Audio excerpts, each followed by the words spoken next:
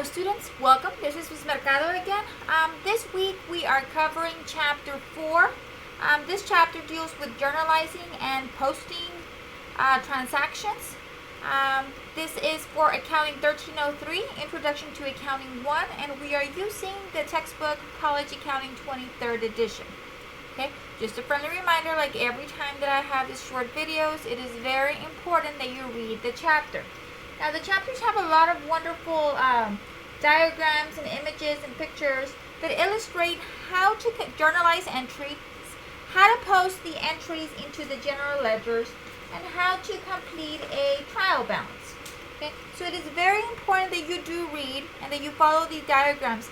They show you basically step by step how to complete all of the different things that you have to complete during this chapter. Okay, now this chapter introduces the general journal and the general ledger. Those are two of the big components. You do need to learn how to post to your journal and your ledger, so make sure that you do read the chapter. I'm just going to go over some of the key areas of chapter 4. It is very important that you do go back to the chapter and that you analyze in detail all of the information that is being presented. Now, figure 4-1 shows you the flow of data from source documents through a trial balance. Now remember, a source document could be anything. It could be a receipt, it could be an invoice, it could be a purchase order. It could be any kind of documentation that prompts us to be able to process a transaction. So something has to occur. Either we purchased something, we sold something, we performed a service, something happened that is prompting us, the accountants, to have to record a journal entry. Okay, so this is what the flow of data goes through. It always starts off with a source document. Something is going on.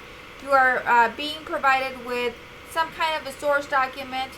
Like I said before, it could be an invoice, it could be a purchase order, it could be anything, any documentation that tells us something is going on, and the organization, the company that I'm working for, needs this recorded in our books. Okay. After we receive our source document, we have to analyze the transaction. What is going on? What accounts are being affected? Okay. So I have to pay the rent. Okay, I have to pay the rent. Well, what accounts are being affected? Well, how do I pay my rent? I pay my rent with cash. Okay. What am I paying? I'm paying my rent. So that means that's my rent expense. Okay. So you have to go through a series of talking to yourself, everything that was covered in chapter 3. Okay. Remember, the first 6 chapters build on top of each other. So you should be very familiar with chapter 3 in order to be able to comprehend the content in chapter 4. If you're not very familiar with chapter 3, I would highly recommend at this point to go back and review chapter 3.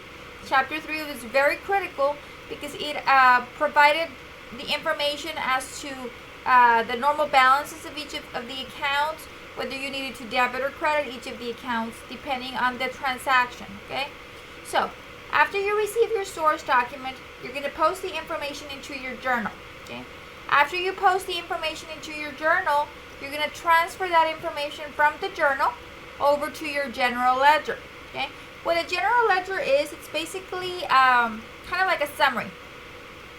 Every account has a general ledger associated with it. Okay, so let's say, for example, cash. Cash is one of the accounts that we use the most. Okay, so let's say cash has 10 debits and 10 credits posted in the month of September.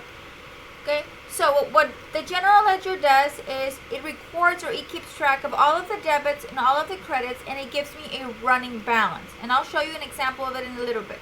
Okay, but what it does, the general ledger is kind of like a checkbook. It balances each of your accounts, and it tells you how much you have in each of those accounts. In case you need to make a decision, or in case management needs to know how much have we spent in rent this month, how much cash do I have in the bank right now, how much supplies do I have in hand, you're able to pull that information from each of the account's general ledgers. Okay, so every account has one general ledger. Okay? You only so if you have 100 accounts, you're going to have 100 general ledgers. Okay, so the first process is journalizing. You're going to journalize the transaction in your general journal. Once you're done with that, you're going to transfer the information from the journal to the ledger, which is where we keep up or we maintain a balance of each of the accounts. And then once all of our general ledgers are updated, with that information that we have on each of the ledgers, we can easily prepare a trial balance. Okay, so that is the flow. You have to do it in that order. First you get the source document, then you post the journal, then you post the ledger, then you create your trial balance. Okay, so that's just a little overview. Yeah, in this chapter we are also introduced with a chart of accounts. So what a chart of accounts is basically a listing of all of the accounts the company has. Now the chart of accounts varies by organization. If you have a very small business, you're going to have a very small chart of accounts. If you have a big business, you're going to have a huge chart of accounts. I used to work in a pretty big bank, okay? And our chart of accounts was massive. I'm talking we had about 50 pages of accounts, and each page had about 100 of them. Okay, so we had a huge number of accounts. Now every account is ordered. Okay, so whether you work for a small company or a big company, it doesn't matter. The order of the chart of accounts is uniform. Okay, now the only difference is the numbers might be smaller, maybe 3 digits instead of 6 digits, but all of the chart of accounts follow the same logistics. Okay. So this is an example of a small company. They have very small chart of accounts. Now, the chart of accounts is ordered in a specific way. The first thing that we have in our chart of accounts is our assets. Okay, this is anything that you own.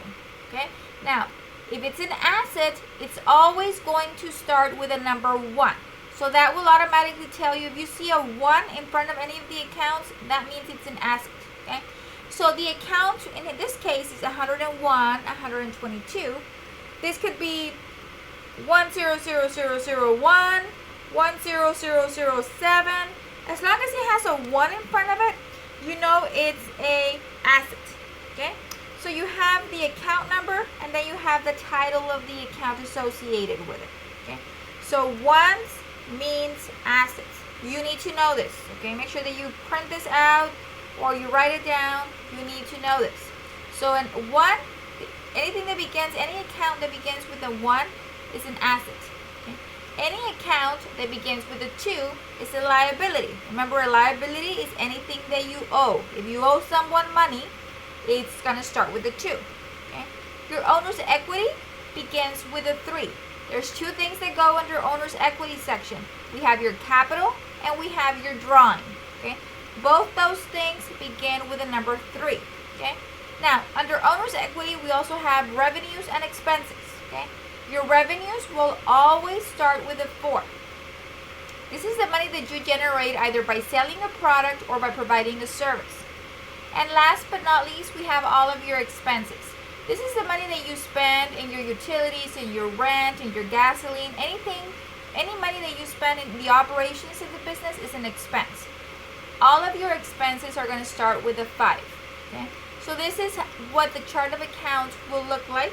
Just like I mentioned before, it just depends the business that you're working for. It could be longer, it could be shorter, but the logistics of it is always the same. A 1, any account that starts with a 1 is an asset. A 2, a liability. A 3, owner's equity, either capital or drawing. A 4, your revenue accounts, and a 5, your expense accounts. Okay? So that is how the chart of accounts are set up. And why do we need a chart of accounts, or why do we need this numbering system? Because once we move forward with journalizing entries in your journal and in the ledger, these accounts are going to be very important. We have to post these account numbers into our journal and into our ledger. Okay? So that way, when I say, okay, let's look at our ledger for cash, I know that my ledger for cash is going to be ledger 101. Okay? So your general ledger is associated with the chart of accounts. Okay? If they tell me, okay, I need to pull up my ledger for wages expense. Okay? Instead of going through the list, I know my ledger for wages expense is 511.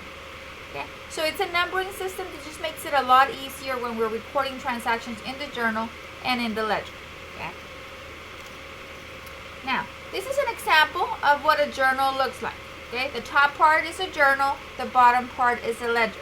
Okay, when you're recording a transaction in a journal, you're always going to have your date. Very important.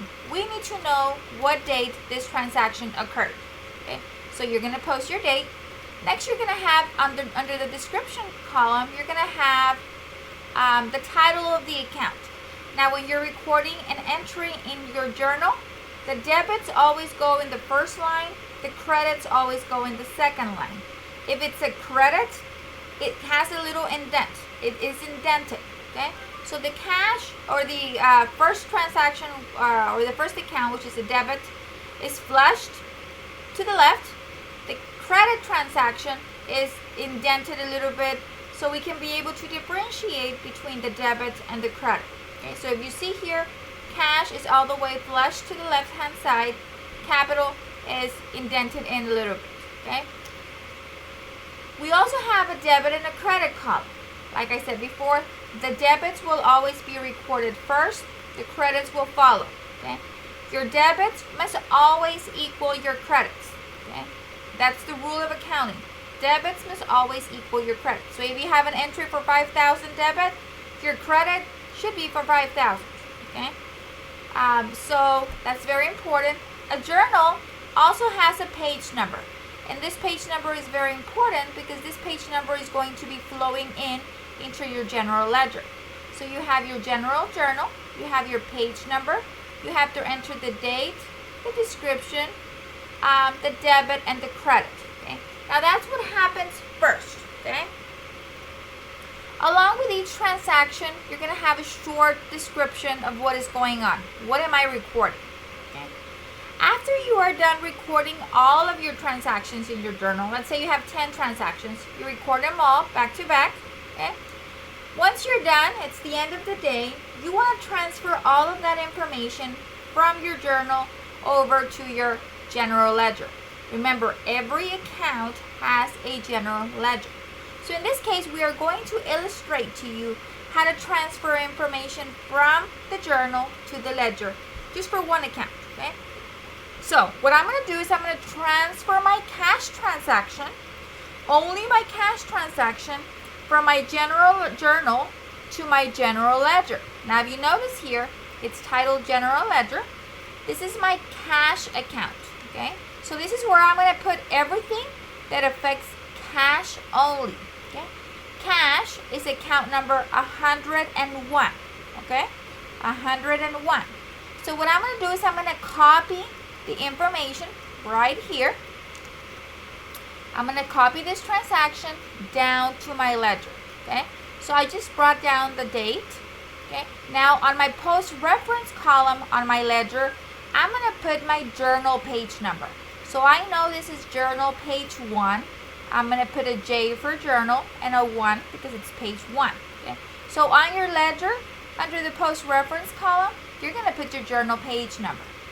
Then you're going to bring in your debit, whether you have a debit or a credit. If you had a credit, then you would put it in the credit column. If you have a debit, you're going to put it in your debit column. Okay. You're going to copy it exactly as it is in your journal. In this case, my transaction to cash was a debit of 5,000. So I'm going to put it right here. Okay.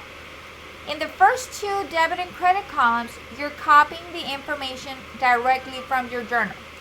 The last two debit and credit columns is your balance. Okay. So I'm going to keep a running total of my account. Okay. So right here, so this is the first transaction that's posting. I have a debit of 5,000. My balance is going to be a debit of 5,000. Okay. You're going to continue posting all of your transactions for cash below it. So, after you posted your transaction from your journal to your ledger, you're going to go back into your journal and you're going to put the account number from the ledger. So this is account number 101. I'm going to post that into my ledger. That tells me that I have recorded this transaction for cash in general ledger 101. Okay. So in your journal, you're going to put your ledger number.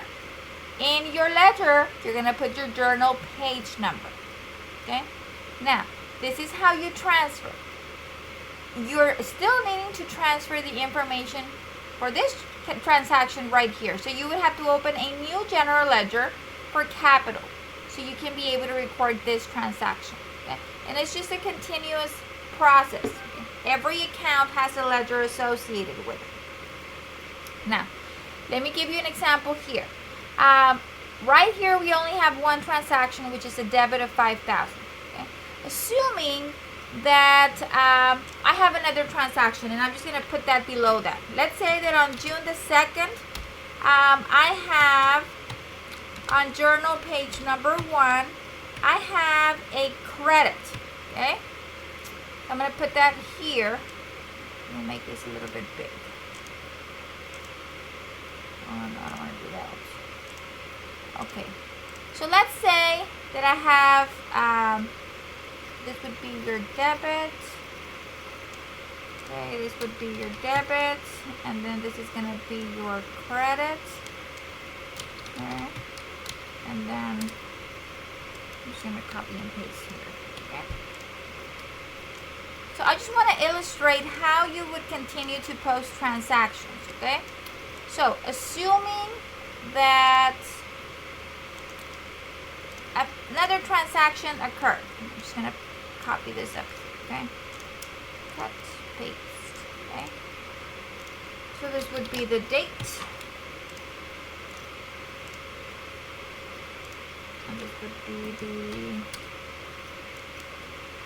item. So I'm just basically just copying over the information right here. That way we can just follow along a little bit better. Okay, and then this is my post-reference column. Okay, so this is what we have down here. Okay, oh shoot, sorry,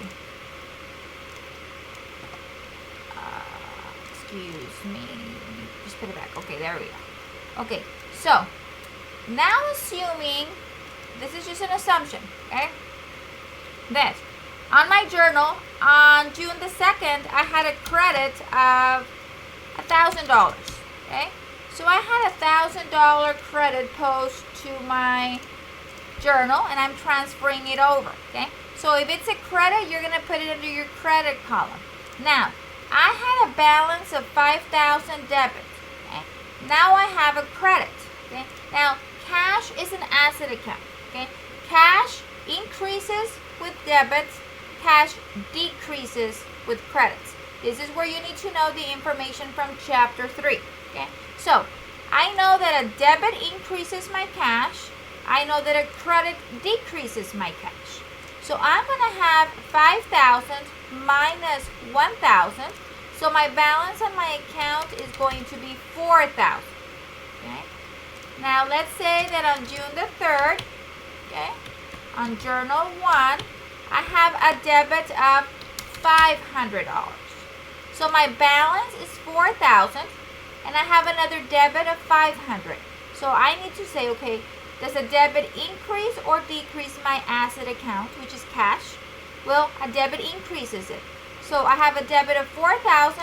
I have another debit of 500. So that means my balance is 4,500. Okay. So let's say that on June the 4th, okay, same journal, okay, you have a credit of $2,000, okay. So what's going to happen to your balance, okay? And this is your balance, okay. This is your ending balance, okay. So what's going to happen to your balance right here? Well, your balance, so you had a 4,500 debit. Now I have a credit. So you should know by now that a credit decreases your cash account. So 4,500 minus 2,000 will give you a balance of 2,500. Now, if you notice, my balance always remains on the debit column. Why? Because I still have money. I still have $2,500 in the bank. Okay? The only time the cash account or any other asset account is going to go into the credit is if you overdraw the account. Okay? But if not, your balance is going to stay in the column with the normal balance. So that diagram that I showed you last week that had the normal balances, always have that handy. Should my balance be on the debit or on the credit? And wherever that balance is, that's where you should keep your running total. So this is how you keep on posting to your ledger, okay? So this is the ledger for cash. I started off with 5,000 debit. Now I only have a debit of 2,500 because I used some of that money, okay? But this is how you post. The first two columns, it comes from your journal, okay? These two last columns are your balance in your account, okay? So I hope this provides like a little short overview of how to post in your journal, transfer to your ledger, okay? Now, I'm going to go ahead and I'm going to cover two of your homework problems, or two of the problems from this chapter, might I say, that are very important, okay, for us to be able to understand what's going on. Okay. Now, the first problem I'm going to quickly go over, and I'm not going to cover the entire problem because it's kind of long, but I am going to give you an overview in about 4 transactions of how to do it. That way you can have a general idea, okay? Now, this is exercise 4.4a of the end of your chapter 4. It says here, Diane Bernick has opened Bernick's Consulting. We have to journalize the following transactions that occurred during the month of January of the current year. Use the following journal pages. January 1st through 10th transactions are going to be on page 1. January 11th through 29th are going to be on page 2 of your journal. Use the following chart of accounts, okay? And then they give us a list of the accounts that we are going to use, okay? So we have 3 asset accounts, 1 liability, 2 owner's equity, 1 revenue, and 5 expense accounts. You can only use the accounts that are provided. You can't make any of them up, okay? This is what you are provided. These are the account numbers that you're going to use. This is the account number that's associated with each of the accounts, okay? So you have to follow this chart of accounts when you're completing your journal entries. That way you have the correct information, okay? So we are being asked to record this transaction. Okay, and then they give us a list of transactions that they're wanting us to record, okay? So they give you a whole bunch of transactions that are happening in the month of January. So we have to record those transactions in the journal, okay? Now, in this particular problem, they're asking us to record the transactions. Now, how can I say this? This problem continues with more problems that I'm not going to go over. They're asking us after this to post the information to the ledgers, and to complete a trial balance, and to prepare financial statements, which I'm not going to go over. My thing here is I want to show you how to journalize transactions in your journal, okay? Now, this is what a journal looks like, okay? I'm not going to go through all of these transactions. I'm maybe going to do a couple of them, okay? So I'm going to start off with January the 1st, okay? So, what happened on January the 1st? Bernick invested cash into the business, $12,000. So what happened here is Bernick gave the company $12,000. The company gave back Bernick some stock, okay? He invested money into the business. Now he has some shares of stock associated with the company, or he has ownership interest into the company. In this case, he made a capital investment into the business of $12,000. So he gave the $12,000 to the business, and the business in return gave him a capital investment. Okay, so he has ownership in the company. So the first thing that we have to do is, what did we receive? We received cash.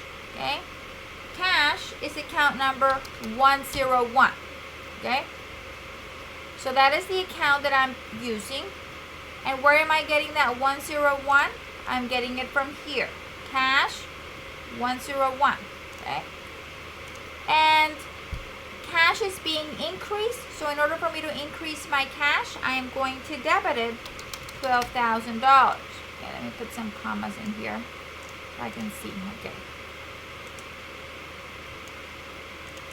Okay, so what did we give Bernick in return? We gave Bernick capital investment. So I'm going to create an account that's called Diane Bernick Capital. This account is going to keep track of all of the investment that Bernick puts into the business. Okay? My normal balance for a capital account is a credit. Okay, so I'm going to credit it $12,000. And I'm going to put here a short description. This is the owner's original investment. That way I know what this transaction entails. Diane is the owner. He invested $12,000 into the business. So we, the business, now have $12,000 in cash in the bank account. And Diane Bernick has a capital investment of $12,000 into the business. Okay. On January the 2nd, we had to pay our office rent. Well, what did we have to pay? We have to pay our rent. Okay? If you recall from chapter 3, rent expense is an expense account. The normal balance of your expense account is a debit. This is where you need to have those diagrams with the little umbrella handy, because it tells you, do I need to debit? Do I need to credit? Okay? So what did I pay? I paid my rent. So I'm going to debit my rent expense account. The account for rent is $521, and I paid $750. Okay? How did I pay my rent? Well, I paid my rent with cash. Okay? So my cash is account 101. My cash is decreasing because now I had to make a check to pay my rent. If your cash decreases, it is credited. Okay? And then you have a short description here. Paid office rent for January. Okay?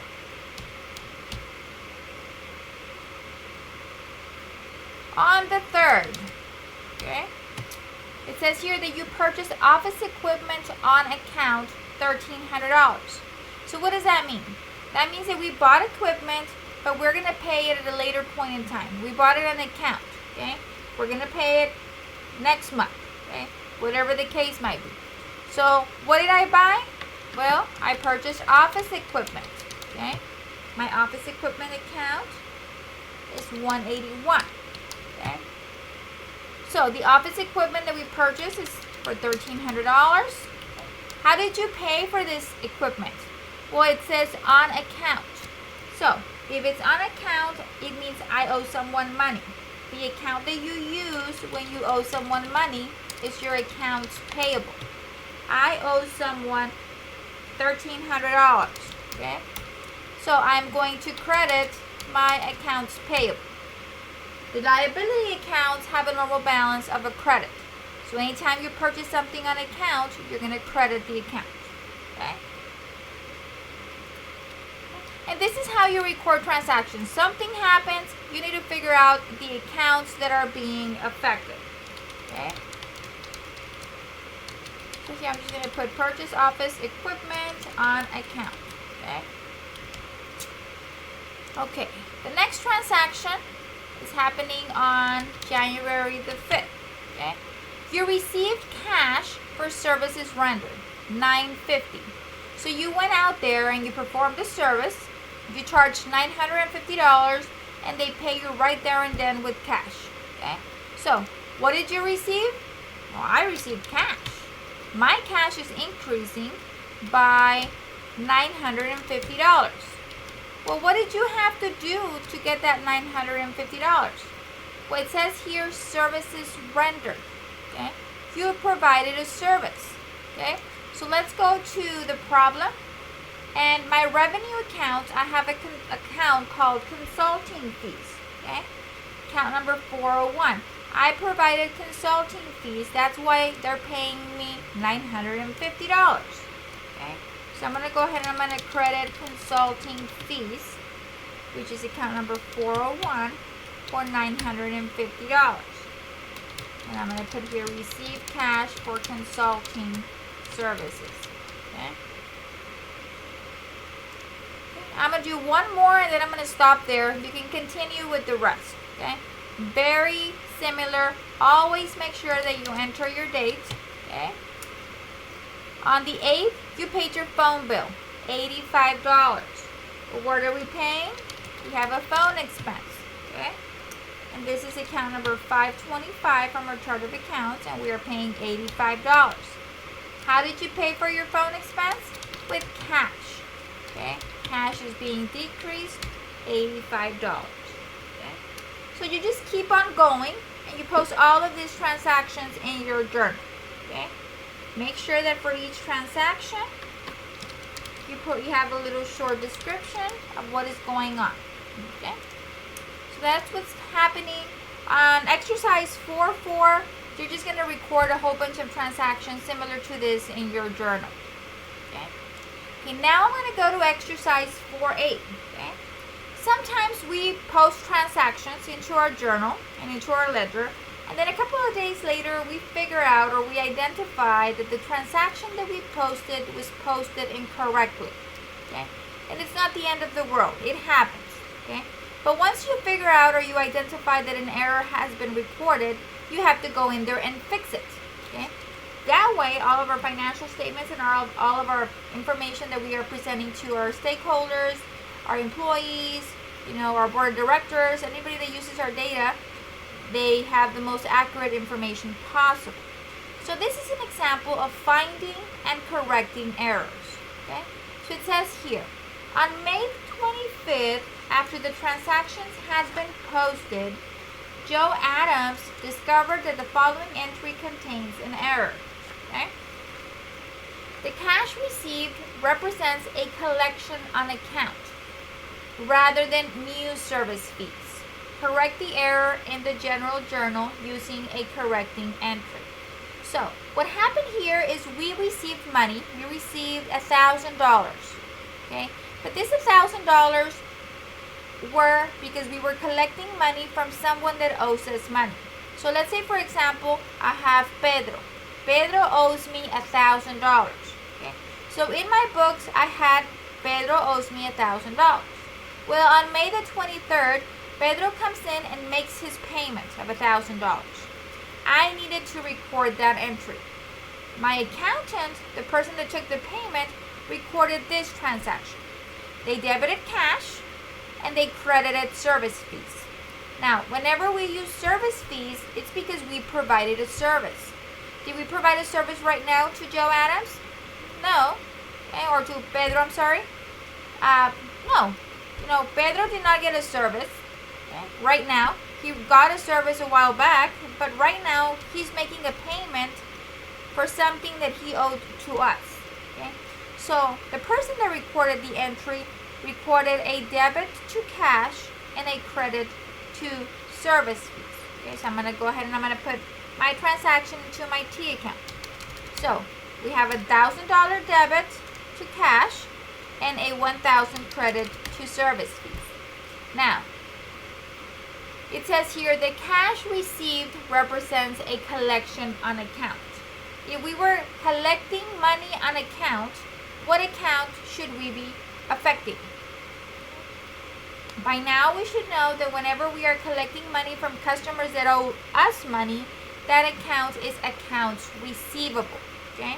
So, the account that should have been affected is accounts receivable, not service fees.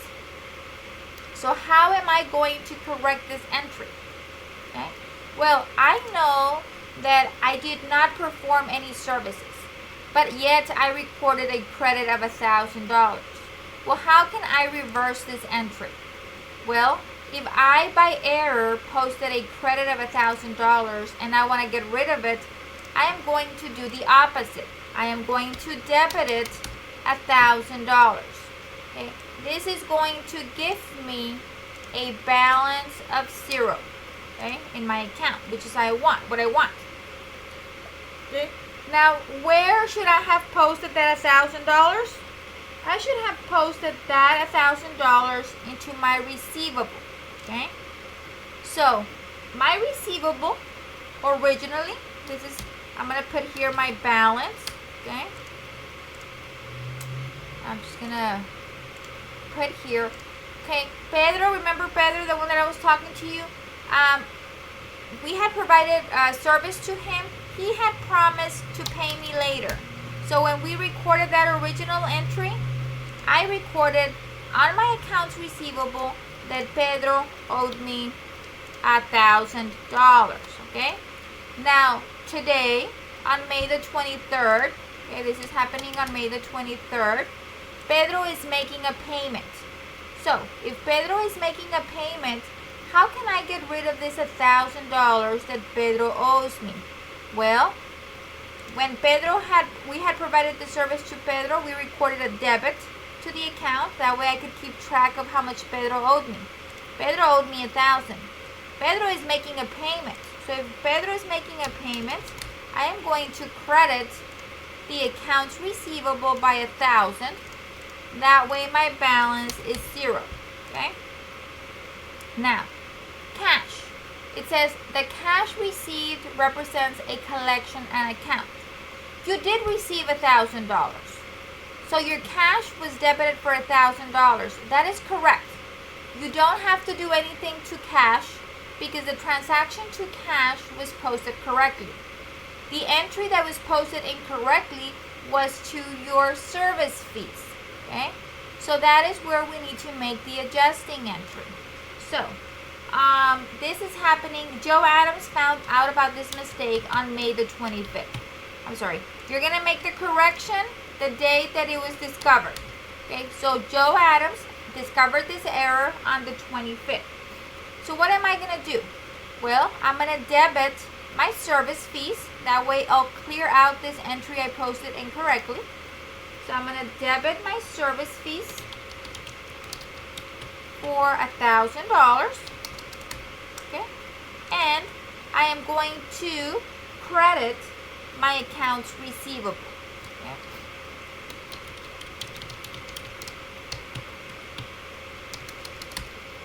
This will correct the entry of May the 23rd. Okay.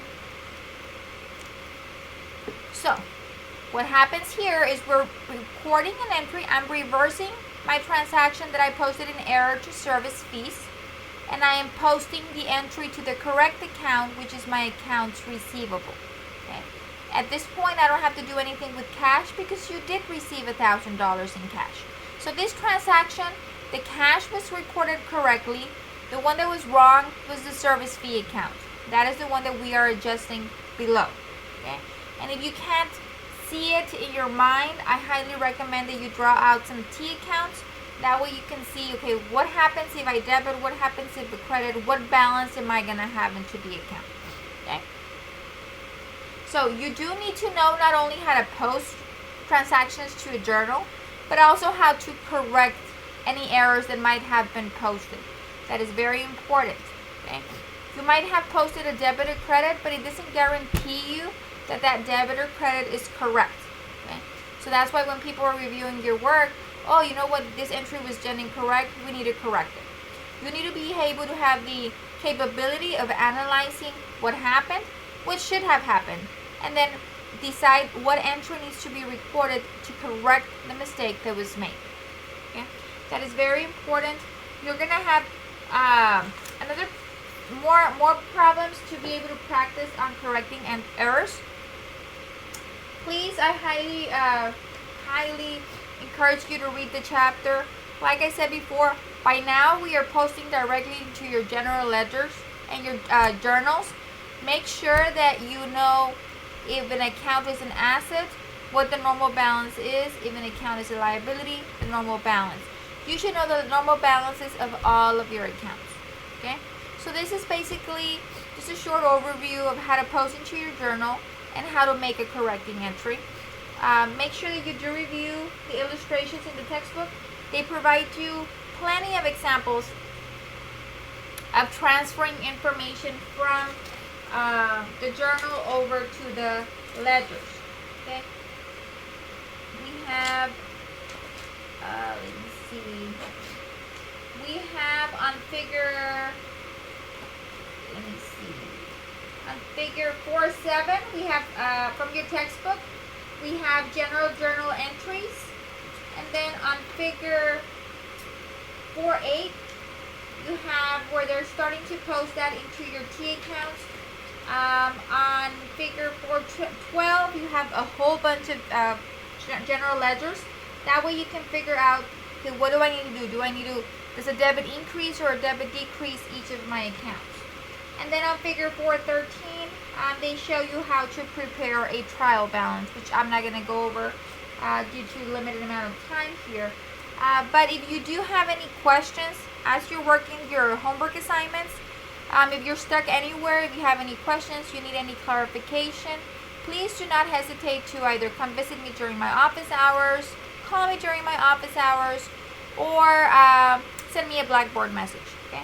If you are sending me a Blackboard message, make sure that you include the problem number that you're working on, your attempted solution, and in detail the question or questions you might have, so I can be able to guide you. Okay? So that is it for this week. See you next week.